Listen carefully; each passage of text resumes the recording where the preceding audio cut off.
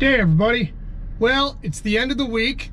I worked my butt off all week long in this Arizona weather. This is the first 100-degree day in Arizona for 2021. There might have been one other day, but I'm not sure if I was in Arizona at the time.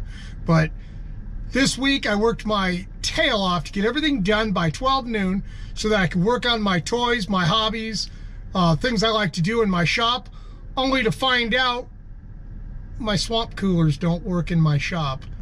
And it's 100 degrees outside. It's probably 110 on the roof. And inside the shop, it is so nasty, it is unreal. I've got 3 swamp coolers. One doesn't work. One kind of works.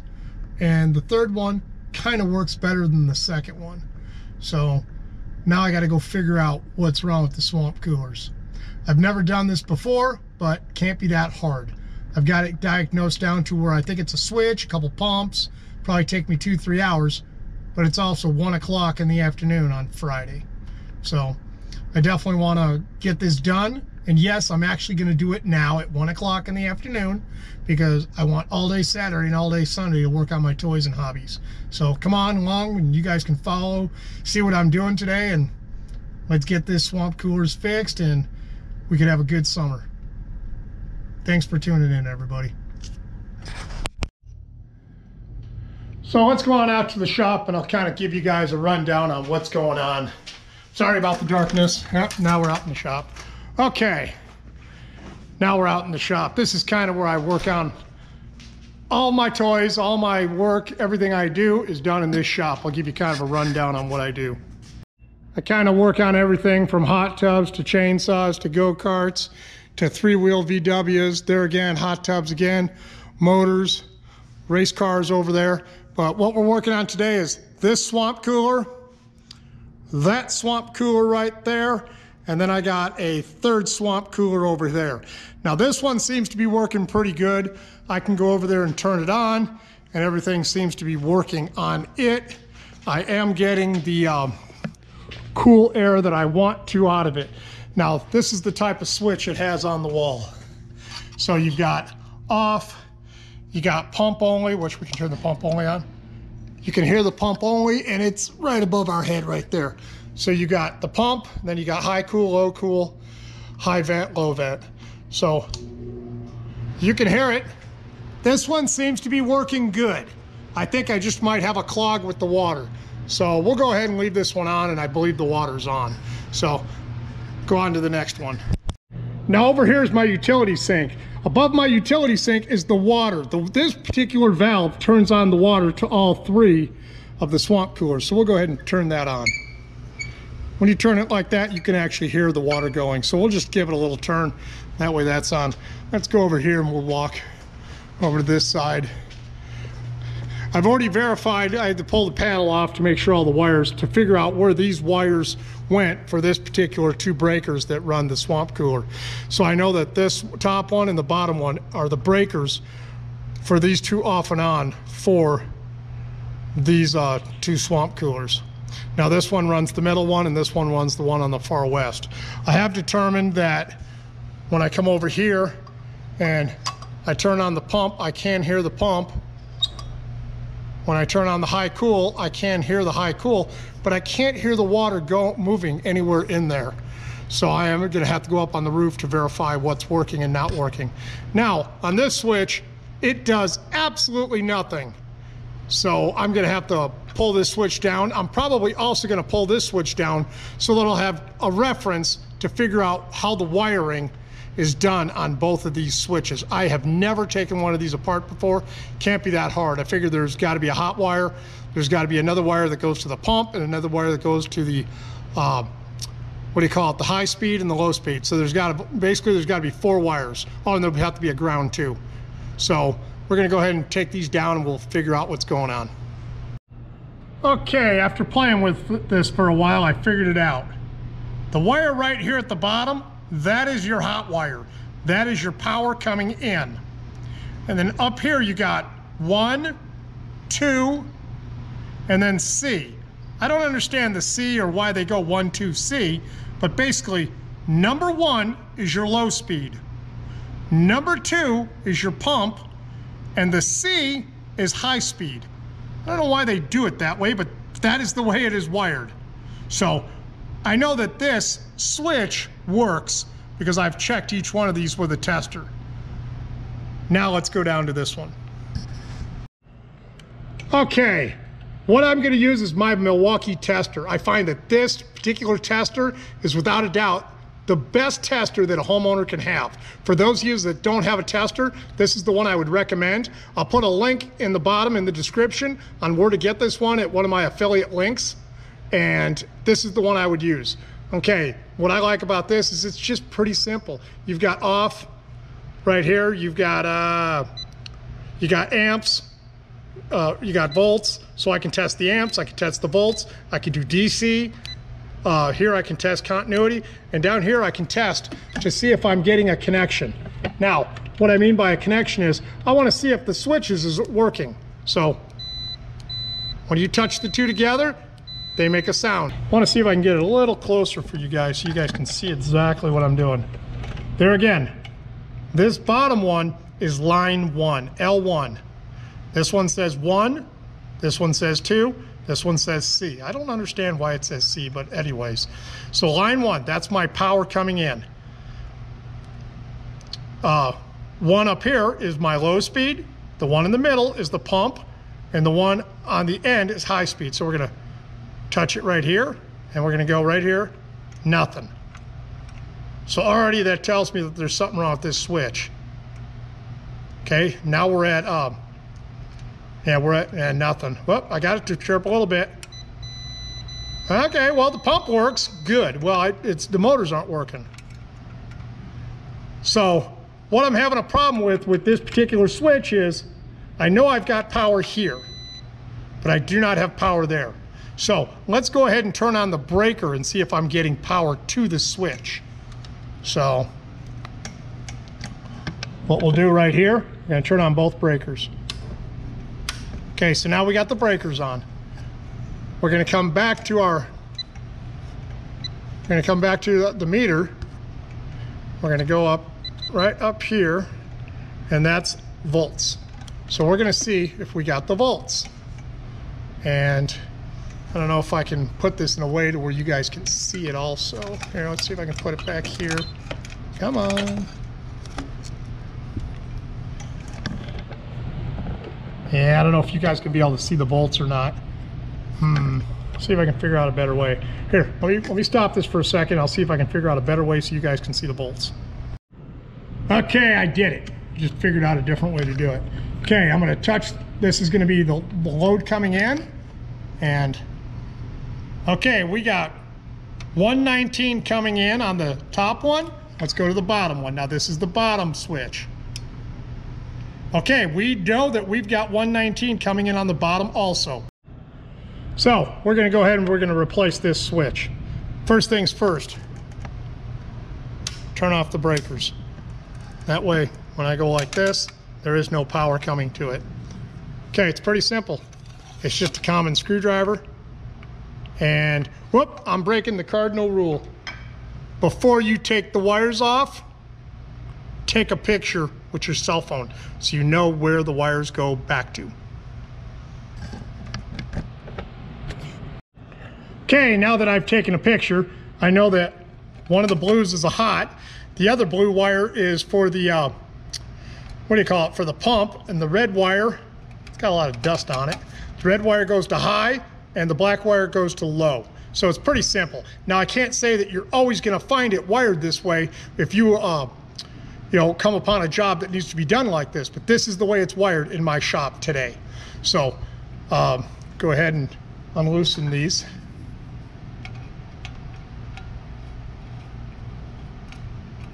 And just slip the wires out.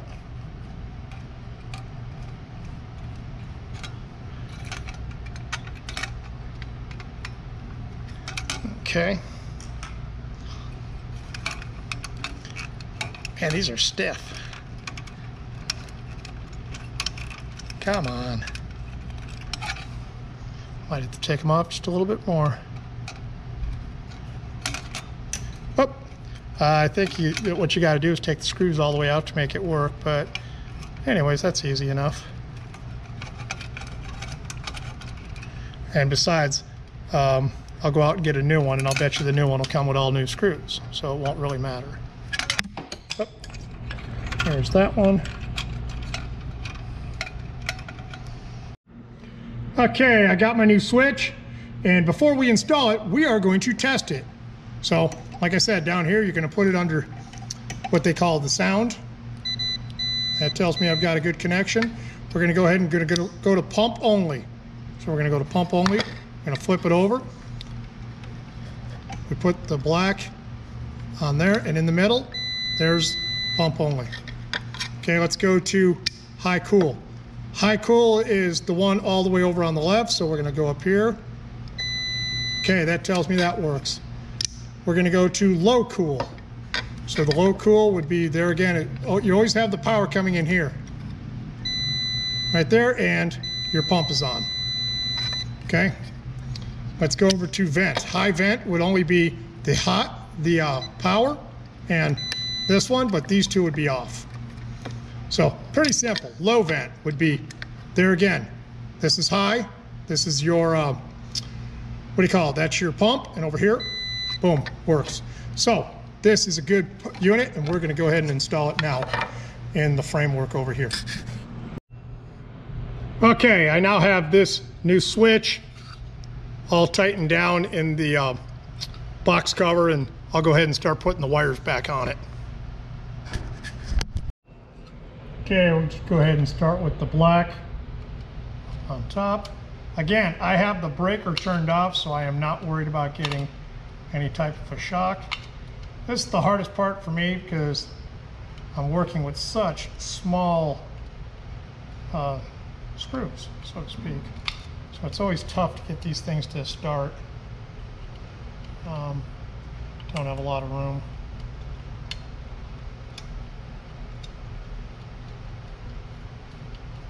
One down. I don't think it really much matters in what order you go in.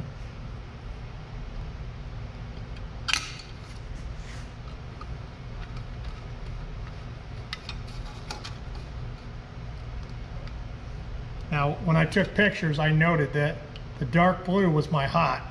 Plus, I know over here from this breaker, right here, the top one has a dark blue, which consequently goes with this one right here.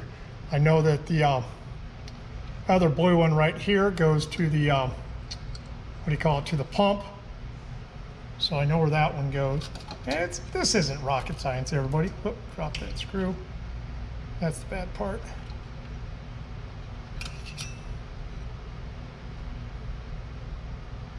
So, anyways, I hope you guys enjoy these videos. I hope this works. I really want to get on with a couple projects that I'm working on in the shop. There's a couple races coming up for Memorial Day weekend, and I'd like to have everything done long before that so that I'm not like all my friends that don't have things done and are showing up at the races working on their vehicles. So, okay. All wired up. Pretty simple. You got the dark blue one down here, which is the hot. You got the black, which is the low. You got the light blue, which goes to the pump. And you got the red that goes to high speed. Pretty simple. Now we'll go ahead and put this all back together. Turn on the breaker and see if we've got the swamp coolers working yet. Okay, we'll go ahead and flip this one around.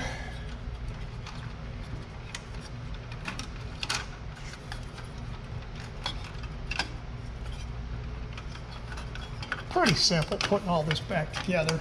Just make sure you don't pinch any wires. Otherwise you'll be wondering why it still isn't working. So, come on baby, there we go.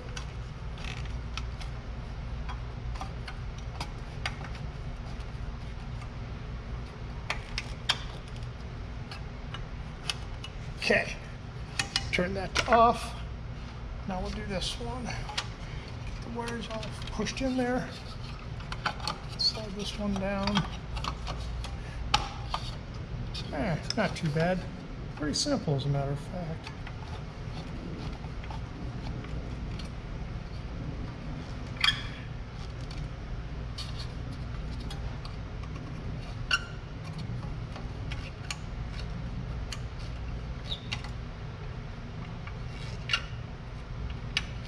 done. Turn this to off. So, all tightened down. Okay, if you look over here on the breaker, these are what they call a split breaker. So you got 2 up here and 2 down here. The one up on top, that's the blue hot wire that runs the one on the bottom. This one right here has the hot wire on the bottom, and that one runs this one up on top. So we'll go ahead and we'll turn on the top breaker, and we'll turn on the bottom breaker. Now, we can turn this to pump only. Okay, I just heard the swamp cooler turn on.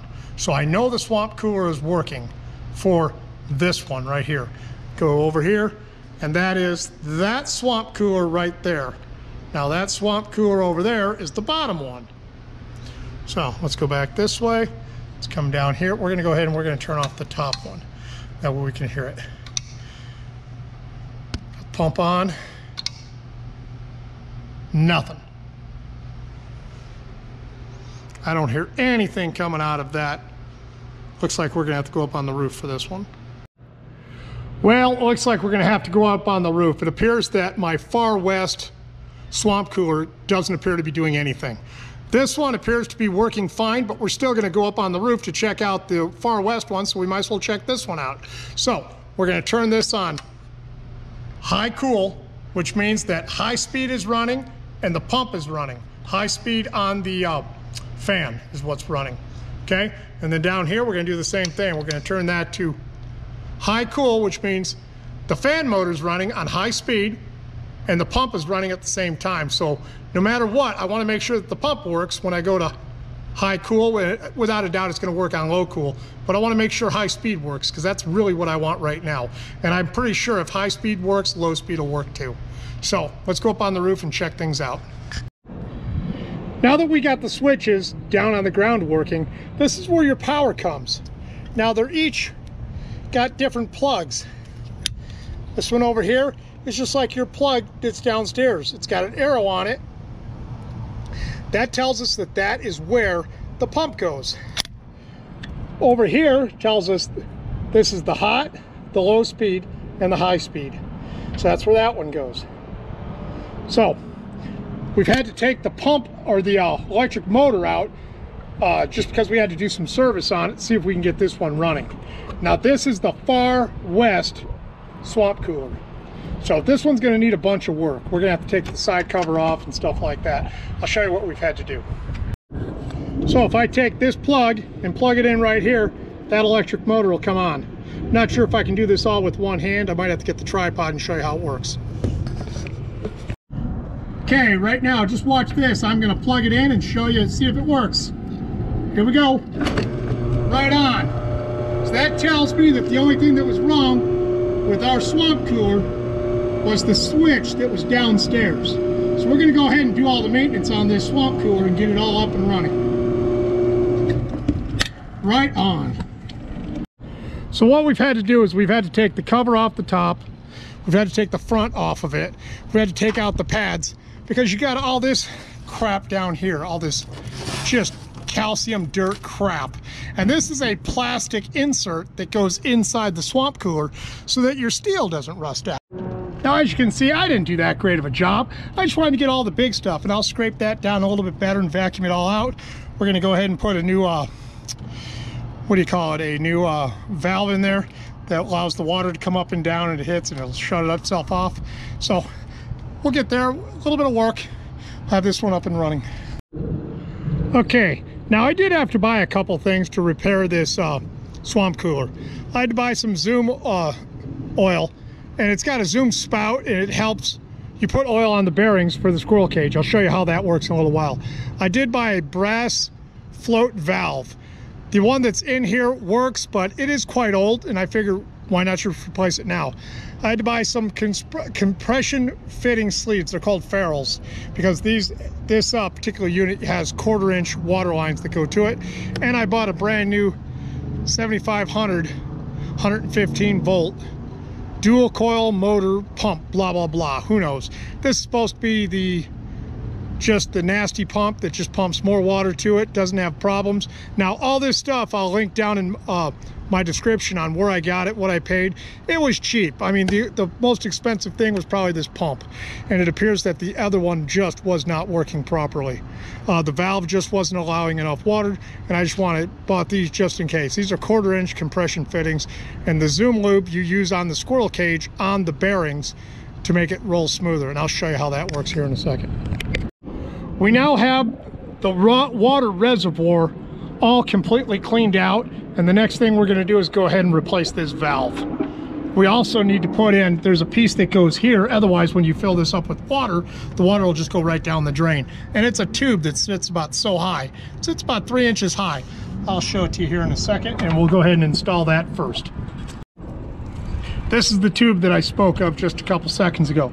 This goes down right here, and you just screw it in. It doesn't have to be tight, but no grill hairs, just make sure it's in there. That way the water comes up so high and it keeps it from going over the edge. It'll go right down the drain, it'll go around, and it'll go down the drain into my sewer. So that gives you 3 to 4 inches of water. Okay, now let's go ahead and we'll show you how to remove the valve. Now, the particular valve that I'm working on, you're going to need a couple tools. I need an 11/16 to actually take the nut off of the valve as it is screwed in to the side of the swamp cooler. I need a 1/2 inch to take the ferrule off, which is where the water line comes in, and then I just have a pair of channel locks that I'm going to use just in case I need to grab onto something. Okay? So first things first, here's the water line that comes in. It goes to this 1/2 inch, and then there's the other piece that I spoke of, the 11/16, and then on the other side of this is where the valve is. So we're going to go ahead and take this off first. Okay, so what I've went ahead and done is on the other side of this, I'm holding on to the valve with the channel locks. And then you just take the 1/2 inch, you just unscrew it, nothing to it.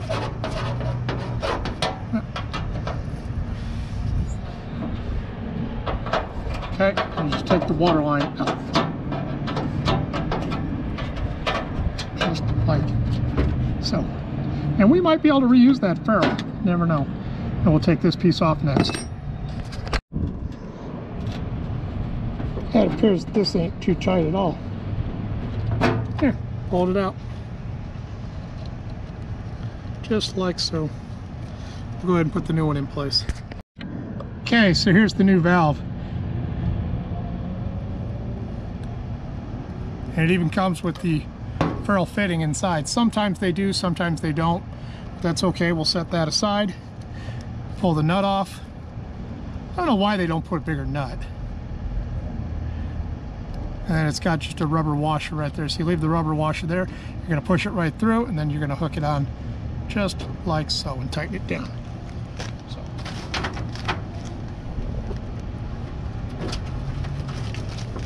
Just like so, and you tighten it down. I mean, this ain't hard, everybody.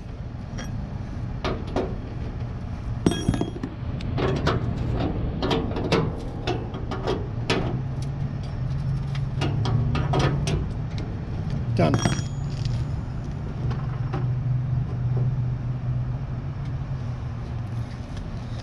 Okay, take your water line, and that, yeah, we can reuse that part without a problem.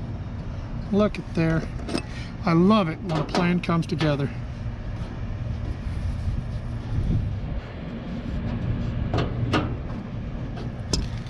Done. And then here's what everything looks like with the new valve installed on this side with the float right here. Now we're going to go ahead and turn on the water, start letting this fill up. Now there's one other thing that they've got this little handy dandy thing.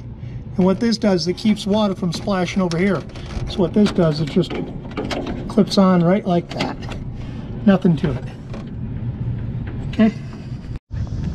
So we're going to start setting the pads back in place. And the pads here, let me kind of grab the camera, I'll show you. The pads are pretty simple. These are what they call a 10-inch pad.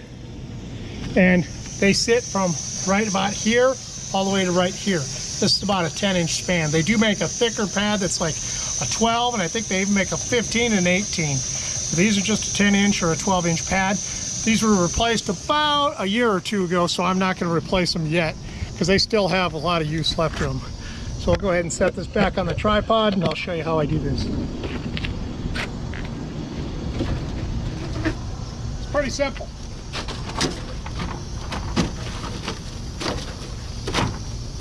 Just go ahead and set them in place and push them all the way over.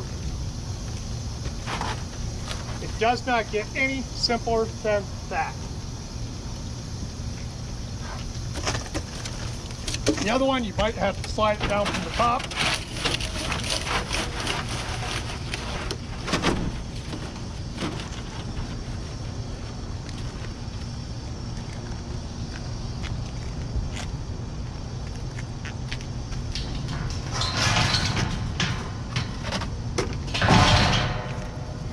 Now there is a foam piece. The foam piece goes in between the plastic and the pad.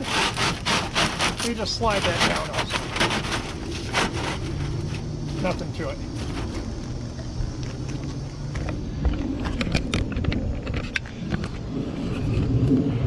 Once you got the pads in, this is kind of what it looks like. I'll come in on the other side. It's kind of what it looks like. And then right down here is where your pump will sit. Okay, so we're still filling up with water, so we're going to go ahead and put the top part on yet. Now this is what sits right here on top of the pads. So what happens is the pump sits down in the water. It pumps the water up the hose, and it pumps it through the elbow, and it pumps it through this white piece of PVC right here. On the underside of this white piece of PVC, it's got holes every 4 or 5 inches.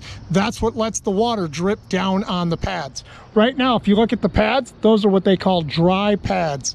When they get real wet, they'll have water all over them, and then it sucks the water and the air through, and that's what cools off the inside. Swamp cooler. Awesome. Now I'll go ahead and show you how you do this. Pretty simple. It just slides right in the groove on each side. You gotta get it lined up so it sits in the groove. Nothing hard. And this plastic piece goes like this, and then it basically curls around. And then your hose goes all the way over this side. And I'll kind of show you. So what's going on is this goes up, and it goes flat, and it goes up over. This is kind of the channel where the water is going down, comes down, and it goes like this. That keeps the water to go down. Okay, pretty simple, pretty simple idea. And then there's a piece of steel that goes right here that covers this and keeps it all down with 3 to 5 screws, sheet metal screws. Okay, the next thing we're going to do is we're going to grab our pump, and we're going to put our pump down, plug it in, and get it up and running. Okay, so now I'm on the other side from where the motor goes. The motor goes right there. Over here is where the pump goes, and then the electrical for the pump comes up this way, right here, and it plugs right into this outlet. The wires basically run from here, run out right here, and they run all the way around, and they go right down here behind this squirrel cage, and that's where they plug in. So right now, before we put in the pump, we're going to do a little bit of maintenance. Well, we now have the pads completely submerged in water. You can kind of see the water dripping right here. And if I lift it up just a little bit, you can see all the water coming out. So that's all it's got to do. And then this stays nice and wet. Our pump over here is all working. And we'll go ahead and put this strap. This strap right here goes down to this corner right here, and they put a little screw in it, and that keeps it right there. I'm also going to put a basket down here in the water, and it keeps all the sediment and all the crap from getting into the pump that goes up on top. So I'll do that at a later date, or I might do that later on today, and I'll show you guys what I do there. Okay, let's go walk around the other side. So then what we need to do is put this cover on, put the top cover on, put the back piece on, and then we put this cover on. But before we do that, let's go ahead and plug in and show you. So you take this, and it's got a special plug. It can only be plugged in one way, so that's the way it's got to be plugged in. So you got a round one, a flat, flat, flat, and if you look at that, the round is on the bottom. So you go like this, the round on the bottom, and you plug it in. There it goes. This is going to be awesome downstairs. And that's pretty much all there is to fixing a swamp cooler. I hope you guys enjoyed this video. I'm going to go ahead and put the sides on it and show you how I go about doing that. Okay, the first thing we're going to do is we're going to go ahead and put the top back on.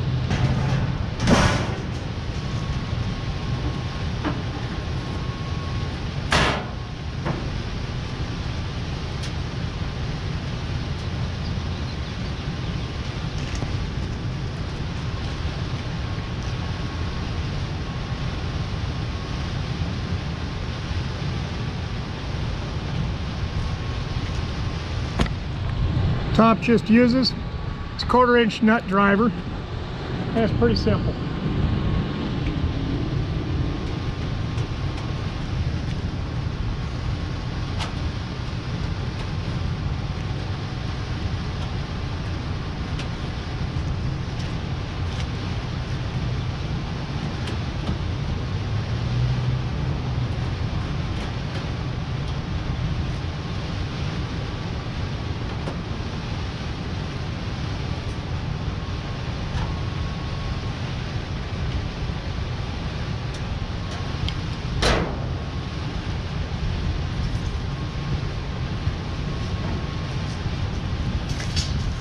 Next thing we're going to put in is this is just a grate for the back.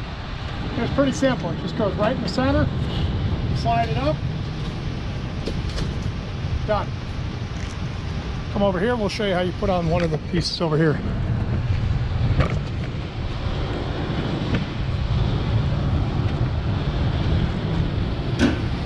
Now this piece, when you're doing this, you need to watch your fingers because you're starting to get suction now and it will pinch your fingers.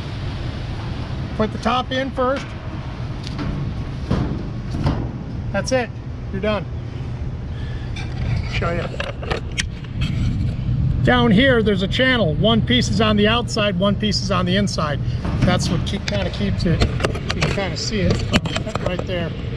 So I see it kind of goes in there and it just rides down. So, anyways, that's all there is to working on a swamp cooler.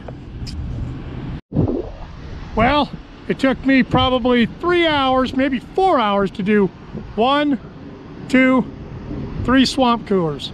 I took everything out of all of them, just like I showed you in the video. I made sure that the water is coming down on the pads, and if you look at it really closely, you can tell that there's water coming down on these pads. So, my shop is going to be nice and cool for the next 4 or 5 months. So, this one right here is running really well. I had to do the same thing to this one.